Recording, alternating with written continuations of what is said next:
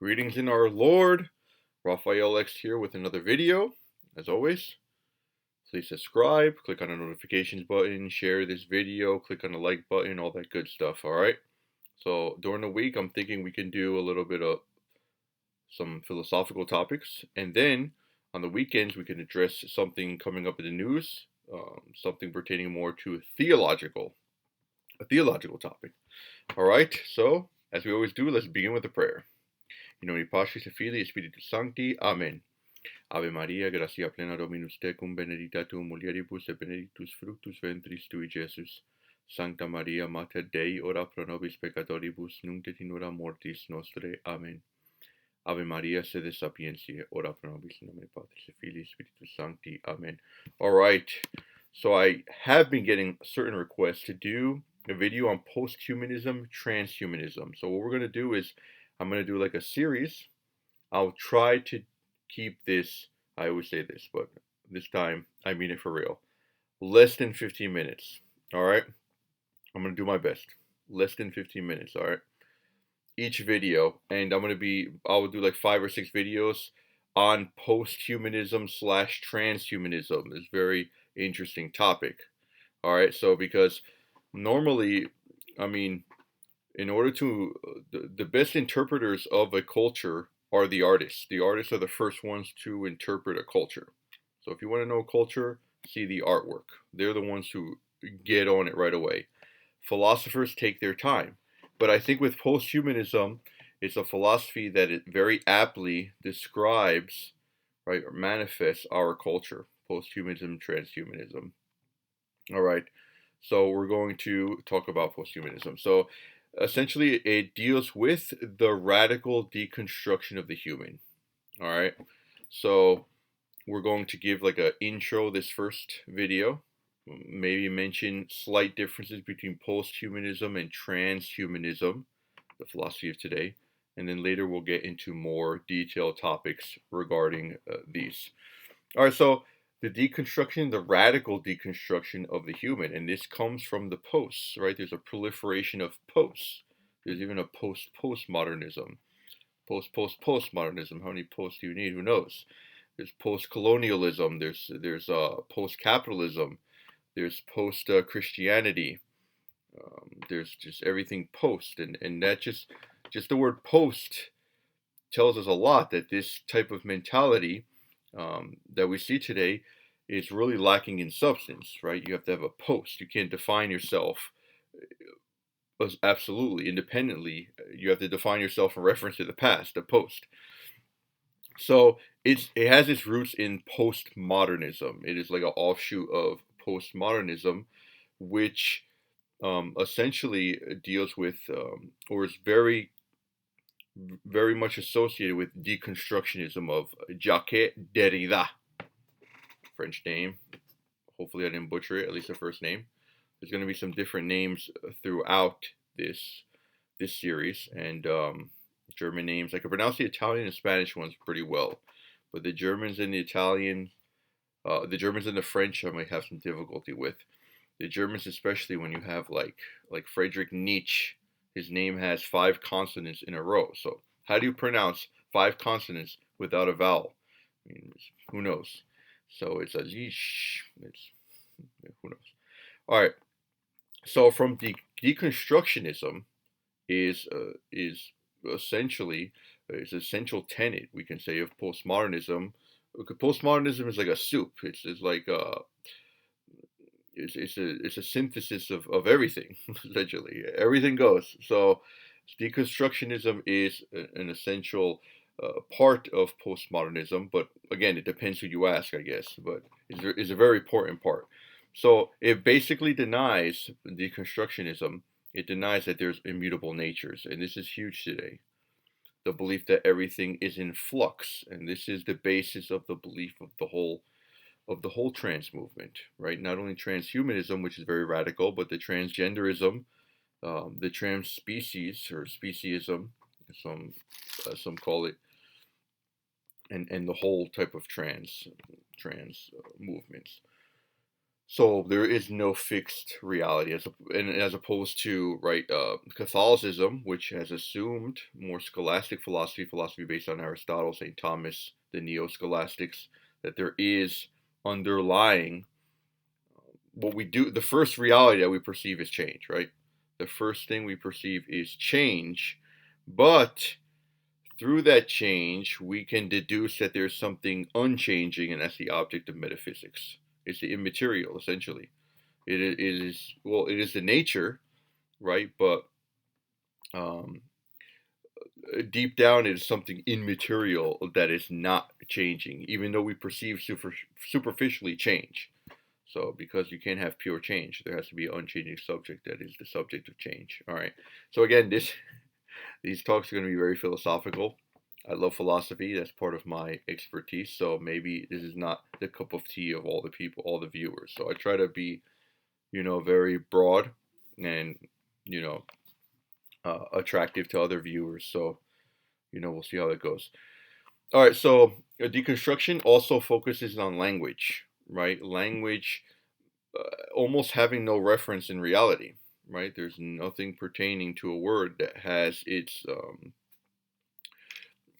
referent in reality. So that's a problem, and this is the basis of the whole trans movement with its pronouns, right? Or zer. You don't have to have an objective reality as zer because it's all about kind of this creation's immanentism, this creation of interior reality, quote unquote, not extramental reality, but what I create.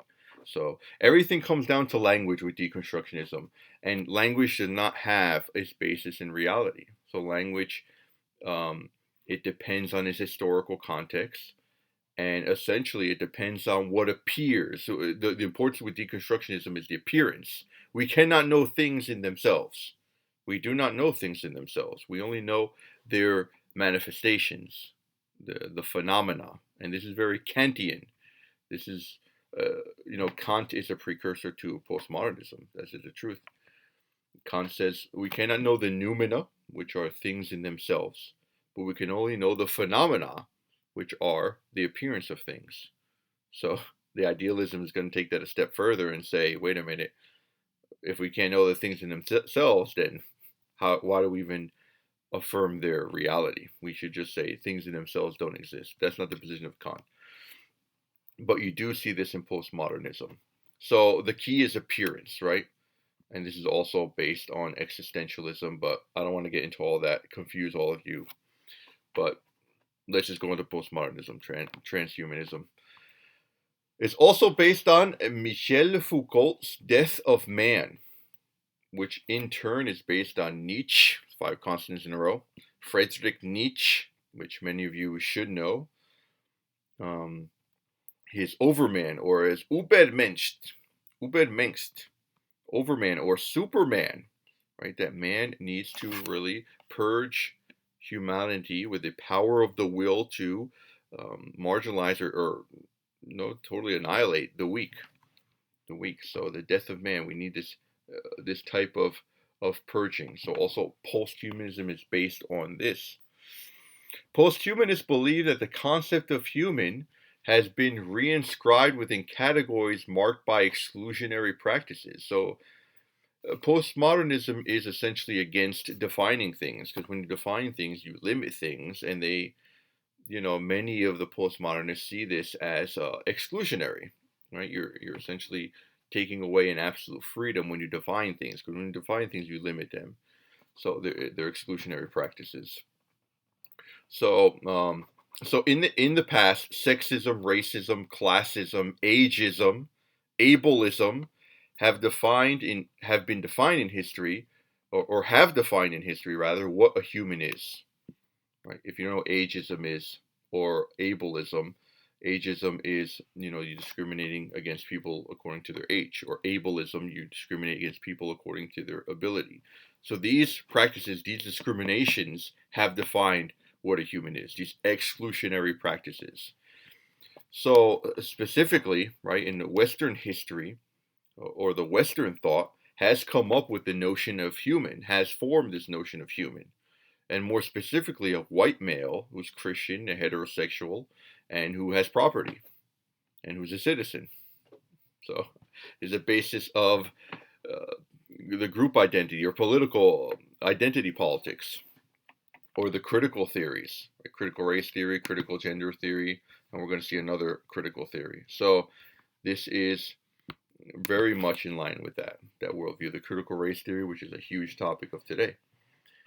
The posthuman destabilizes the limits and symbolic borders posed by the notion of human. So posthumanism wants to reassess the entire notion of what human is. It is not necessarily, according to them, what we have always thought it to be. Let's redefine it. Dualism such as human animal, human machine, and more in general human non-human are reinvestigated through perceptions which does not work on the oppositional schemata. So human non-human. So this is kind of the conflict theory of Hegel, and we're going to go into a critical theory which is called critical cyborg theory, which is going to manifest, according to the theory, that non-humans have been suppressed by human oppressors, right? As critical race theory, whites oppress blacks, right? Critical gender theory, men oppress women, all that. So you're judged by the group, right? And humans are seen as oppressors, essentially. Non-humans are oppressed. Natural oppresses, artificial is oppressed. In the same way, the posthuman deconstructs the clear division between life and death, organic and synthetic, natural and artificial. This is very interesting. So even when we're going to talk about, you know, life, for example, a life is not going to be considered something that's simply animate in a natural sense, but it can be animate in an artificial sense, according to posthumanists. And even consciousness can be redefined in an artificial sense. Posthumanism challenges anthropocentrism, right? Because the postmodernism is against the whole modern project, modernity, which puts man in the center, right? Reason is placed on a pedestal. It is absolutized into modern times.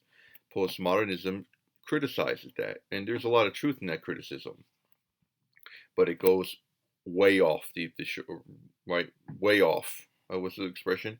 Off the deep. I think that's how I say it. So, I mean, instead of anthropocentrism, it's like misanthropy. That's the opposite of philanthropy, misanthropy, which is hatred of man, essentially, and that's what it is. Posthumanism. What I'm going to try to do actually is not. I mean, I'm definitely going to give my little criticisms based on Catholic teaching and sound philosophy, but for the sake of the flow, I'll try to not do that so much. I'll try to, but no promises.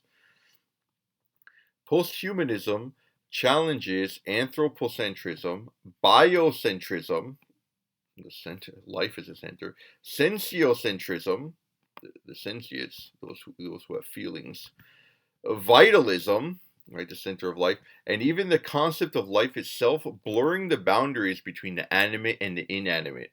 So really, the animate and inanimate, you're not distinguishing them that well, as opposed to the past. Posthumanists believe that the exponential increase of technology, new cybernetic and biotechnology, and quantum mechanics are providing us with a new philosophical paradigm shift in the perception of the human. So quantum mechanics, which is seemingly chaotic, the subatomic level, which seems to not follow a pattern, or is very difficult to what to say with surety. The principle of indetermination is indeterminate. It's chaos on the subatomic level. It can only be predicted. You can predict what's going to happen. But it seems like what happens on the subatomic level and the quantum level defies what happens on the macro level, according to classical physics. So, read up on quantum mechanics. We're not going to get much into it here, but it seems to open a lot of questions. And a lot of scientists are talking about more metaphysical issues, and that's, making them uncomfortable. Definitely biotechnologies, with the whole cyborg thing is definitely has influenced posthumanists and the way we see the world. So, a crucial premise of posthumanism is its critical stance towards the idea that humans are a superior species in the natural order. So, they're against this. This is also called speciesism. This is speciesism, where you think, humans are, or certain species, in this case humans, are the superior race. And in fact, according to Catholic teaching, they are, because they're the only creature with the synthesis of matter and the spirit, right, into one.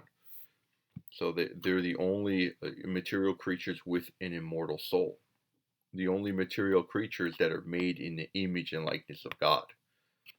So it's interesting, as we drift from religion, this is almost a logical consequence. This is what happens post-humanism, because the dignity of man, his separation from the creatures as a superior being, is rooted in religion, and definitely, most especially in Christianity, right, where he is created by man and redeemed by man. So you see the importance of of creation of man. All right, I promise I'm gonna go. Well, I'm in 16 minutes already. All right, I broke my promise. So going off on a tangent. All right, so we will continue this next week. We'll continue this, and I'll talk about certain works that have also been the foundation of posthumanism. Then we'll get a little bit to the differences between posthumanism and transhumanism. There's subtle differences, right? They have a lot of commonalities. All right, so we'll leave it at that. And I know this is dense stuff. This is not for everyone.